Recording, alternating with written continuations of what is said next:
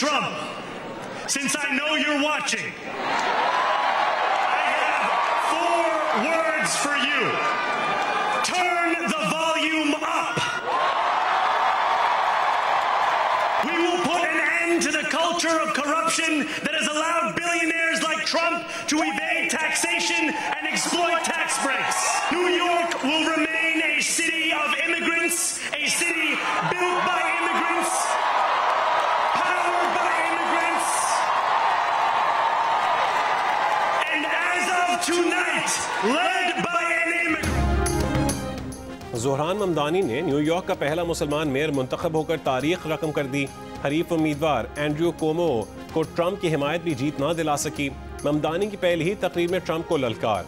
जीत के बाद हामियों से खिताब में कहा कि गौर से सुन लें, करप्शन के उस कल्चर का खात्मा करेंगे जिसने ट्रंप जैसे अरबपतियों के लिए टैक्स से बच निकलने और नाजायज़ छूट हासिल करने की इजाज़त दी।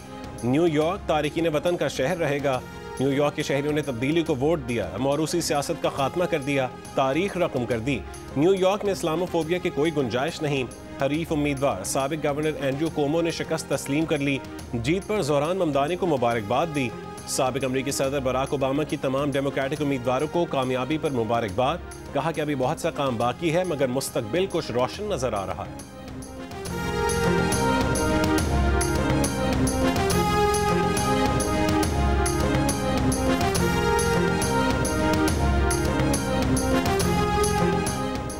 डेमोक्रेटिक सोशलिस्ट उम्मीदवार ज़ोहरान ममदानी की तारीखी कामयाबी हासिल करके न्यूयॉर्क के पहले मुसलमान और कम उम्र तरीन मेयर बन गए।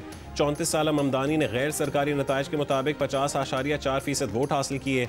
उनके हरीफ साबिक गवर्नर एंड्रयू कोमो को 41.6% वोट मिले। हर रंग व नस्ल और मजहब के लोगों ने न सिर्फ ममदानी को वोट दिए बल्कि सभी का हरीफों की निस्बत ममदानी को वोट देने का ज़्यादा तनासुब रहा। ममदानी ने अपने मंशूर में किरायों में इजाफा रोकने, मुफ्त पब्लिक बस सर्विस और शहर के ज़ेर इंतज़ाम ग्रोसरी स्टोर्स कायम करने जैसे वादे किए। इस मुहिम ने उन्हें तरक्की पसंद वोटर्स में मकबूल बना दिया।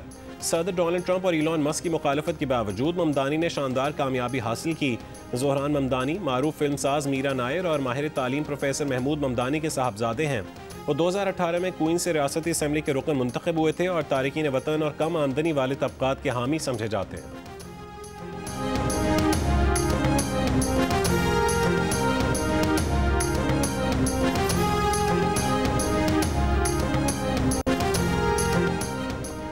अमरीकी सदर ट्रंप को धचका। 4 अहम मार्कों में डेमोक्रेट्स की जीत। वर्जीनिया और न्यू जर्सी में गवर्नर के इलेक्शन में भी डेमोक्रेट्स कामयाब। एबिगेल स्पैनबर्गर वर्जीनिया की पहली खातून गवर्नर मुंतखब हो गई।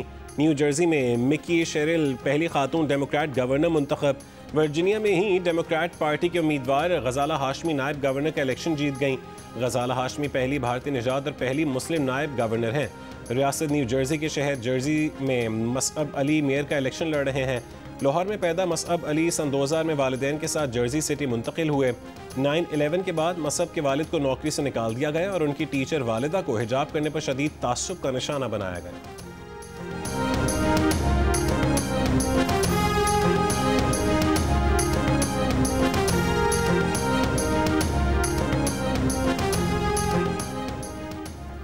अमरीकी सदर ट्रंप ने कहा है कि वोटर्स के मुताबिक रिपब्लिकन की शिकस्त की 2 वजूहात हैं। एक वजह यह कि वो बैलेट पर नहीं थे, दूसरी शटडाउन है।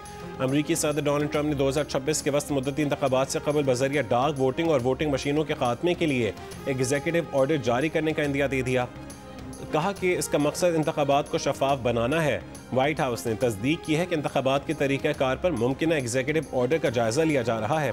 सदर ट्रंप ने अपने ताज़ा बयान में दावा किया है कि बज़रिया डाक वोटिंग गैर शफाफ, महंगी और मुतनाज़े है और रियासती वोटों की गिनती में वफाकी हुकूमत की एजेंट होती हैं। उन्हें वही करना चाहिए जो वफाकी हुकूमत मुल्की मफाद में ज़रूरी समझे।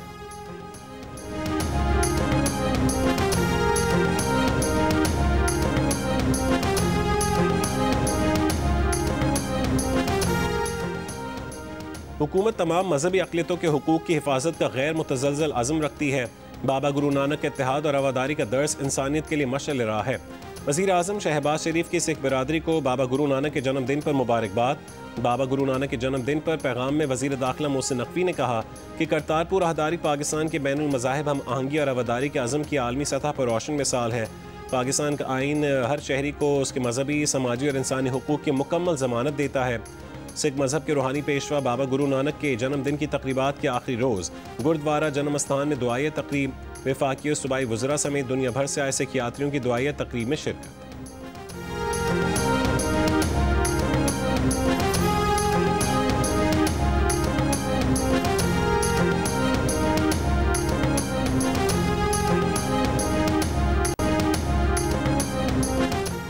वफाकी वज़ीर ख़जाना मोहम्मद औरंगज़ेब का कहना है कि मईशत में निजी शोबे का किरदार बहुत अहम है। आलमी रेटिंग एजेंसी ने पाकिस्तान की मुआशी बेहतरी का एतराफ़ किया।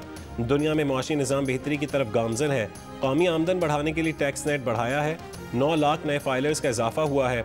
कराची में फ्यूचर समिट से खिताब में वज़ीर ख़जाना का कहना था कि कॉरपोरेट मुनाफा 9% बढ़ा है। आलमी सफारती कामयाबियों से फ़ायदा उठाने के लिए इकोसिस्टम फराहम करते रहेंगे। गूगल पाकिस्तान को एक्सपोर्ट हब बनाने का मनसूबा बनाना चाहता है। उन्होंने कहा कि पायदार मुआशी तरक्की के लिए ढांचा जाती इस्लाहात नागुज़ीर हैं। पाकिस्तान को बरामदात का मरकज़ बनाना है। डिजिटाइजेशन से मईशत में शफाफियत आएगी।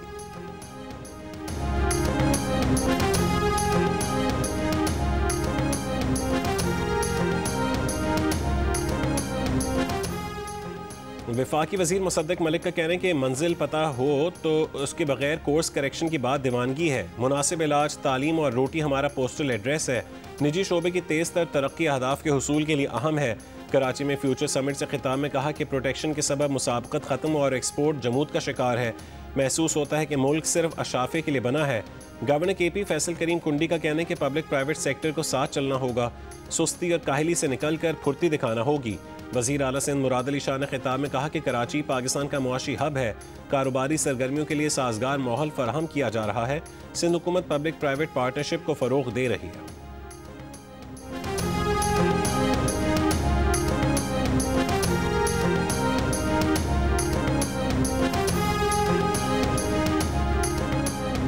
नादरा सेंटर और पासपोर्ट ऑफिस आने वाले हर शहरी का काम मुकर्रर वक्त में मुकम्मल किया जाए। शहरियों को दस्तावेज़ात के हुसूल में किसी किस्म की मुश्किल नहीं होनी चाहिए। खुसूसी अफराद का खुसूसी प्रोटोकॉल के साथ काम फिल फौर निपटाया जाए। वफाकी वज़ीर दाखिला मोहसिन नकवी की शनाख्ती कार्ड्स और दस्तावेज़ात से मुतालिक काम तेज़ी से निपटाने की हिदायत। व्हील चेयर पर बुजुर्ग खातून की दस्तावेज़ात को बिला ताख़ीर प्रोसेस करने की हिदायत। लाहौर के इलाके फहद टाउन में नादरा सेंटर और डेरा गुजरा शालीमार में रीजनल पासपोर्ट ऑफिस के दौरे में दस्तावेज़ात और पासपोर्ट बनवाने के अमल का जायज़ा लिया और शहरियों के मसाइल सुने।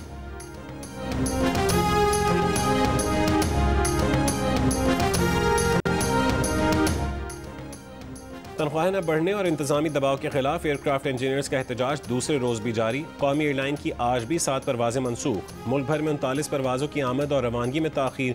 एयरक्राफ्ट इंजीनियर्स की तंजीम के सदर का कहना है कि कौमी एयरलाइन के CEO के रवैये पर एयरक्राफ्ट इंजीनियर्स नाराज़ हैं। कौमी एयरलाइन के तर्जुमान का कहना है कि ऑपरेशन में रुकावट की इजाज़त नहीं दी जाएगी। CEO कौमी एयरलाइन के एयरक्राफ्ट इंजीनियर्स के खिलाफ सख्त कार्रवाई के अहकामात। कौमी एयरलाइन की इंतजामिया का कहना है कि एयरलाइन में लाजमी सर्विसेज एक्ट नाफिज है।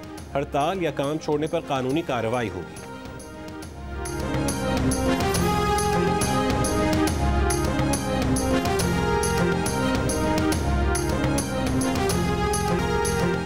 पाकिस्तान ने सीरीज के पहले वनडे में जनूबी अफ्रीका को 2 विकेटों से हरा दिया। पाकिस्तान ने 3 मैचों की सीरीज में 1-0 की बढ़तरी हासिल कर ली। दूसरा वनडे कल फैसलाबाद में ही खेला जाएगा।